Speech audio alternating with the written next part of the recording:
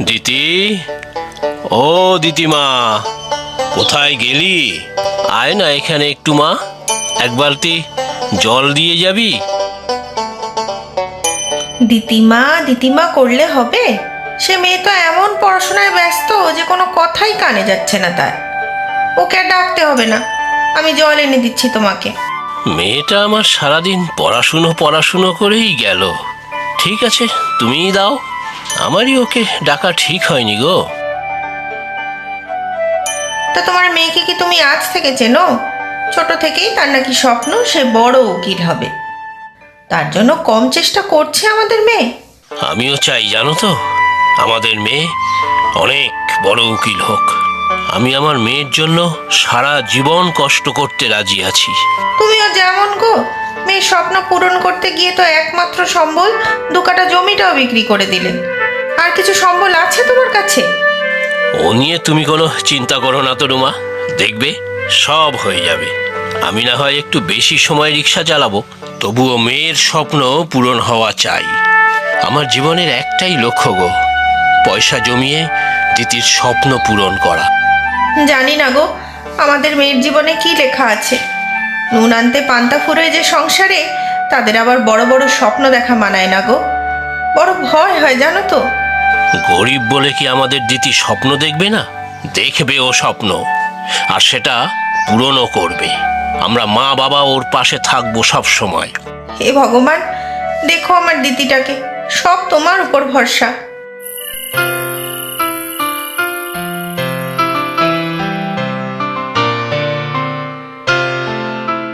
এবারে খেয়ে নে দিদি।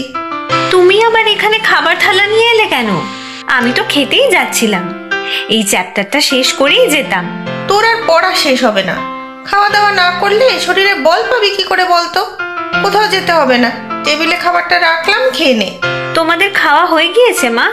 আর বাবার শরীর ঠিক আছে তো? তোকে ছাড়া খেতে চাইছিল না, আমি জোর করার পর খেয়ে নিল। কাল ভোরে আবার কোথায় ভাড়া খাটানোর আছে। দেখবে মা, আমি বাবার সমস্ত কষ্টের সম্মান দেব বড় উকিল হয়ে। আমি যখন বড় উকিল হব, তখন আর বাবাকে কষ্ট করতে দেব না, দেখো। বাবা সবসময় মেয়ের কথা বলে, আর মেয়ে সব সময় বাবার কথা বলে। নে নে, এখন খেয়ে নে, অনেক রাত হলো।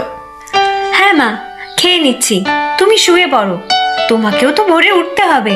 আমি খেয়ে দে বাসন ধুয়ে রেখে দেব। ঠিক আছে, বেশি রাত জাগিস না, তাড়াতাড়ি শুয়ে পড়িস।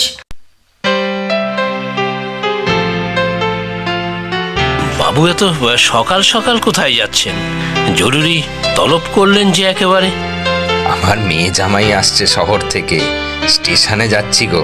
সকাল সকাল গাড়ি পাবো কিভাবে, তাই তোমাকে ডেকে নিলাম। অনেকটা দূর রাস্তা না। খুব ভালো করেছেন বাবু, আমি একদম তাড়াতাড়ি আপনাকে পৌঁছে দিচ্ছি। তা তোমার মেয়ের কি খবর শুনি?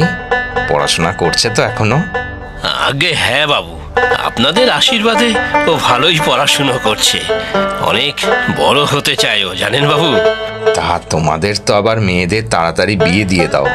পড়াশোনা না হয় করছে, মেয়ের বিয়ে দেবে কবে? কিছু পয়সা লাগলে বলো, দিয়ে দেবো খন। না না বাবু, পয়সা নেবো কেন আপনার কাছ থেকে?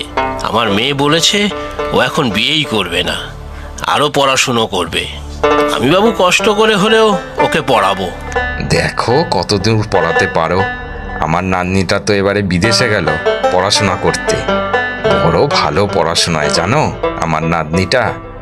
আজকাল বিদেশে না গেলে ভালো কিছু হয় না দিলীপ।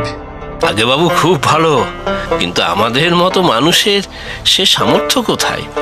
বাবু এই নিন, স্টেশন এসে গেছে। আমি কি দাঁড়াবো এখানে? না না, আমার জামাই কি আর জেসে মানুষ? রিক্সাতে সে উঠবে না, কি সব গাড়ি বুক করে নেবে। তোমার দরকার নেই। আচ্ছা বাবু, আপনি আস্তে আস্তে নামুন। তুমি এবারে চলে যেতে পারো, টাকাটা পরে নিয়ে নিও মনে করে।